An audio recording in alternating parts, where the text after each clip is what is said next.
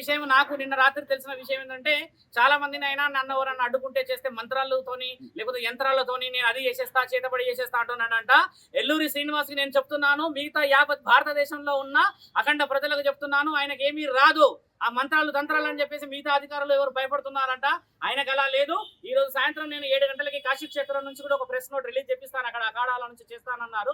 మీ అందరికీ కూడా చెప్పేది ఏంటంటే ఆయనకు మంత్రాలు వచ్చేసి తర్వాత ఇంకేదో చేసేస్తాడని అలాంటి భయాలు పెట్టుకోకండి. నేను శివరుద్ర సాధువుని, నేను ఒక సాధకుడిని.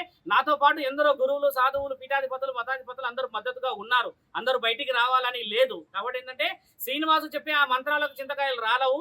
ఆయన న్యాయపరంగా రావాలి. జెండర్ మార్చుకొని బ్రీస్ట్ ఇంప్లాంట్ చేసుకుని ప్రాస్టిట్యూషన్ లో ఉన్నాడన్న విషయం కూడా నిన్న రాత్రి తెలిసింది. నిన్న వాళ్ళ ఇంటి నుంచి నాకు ఫోన్ వచ్చింది, ఆయనను వదిలిపెట్టమని చెప్పేసి. మా నాన్నగారు ఇలా పెళ్లి చేసుకుంటే ఏమవుతుందని చెప్పేసి ఊరు నుంచి ఫోన్ వచ్చింది.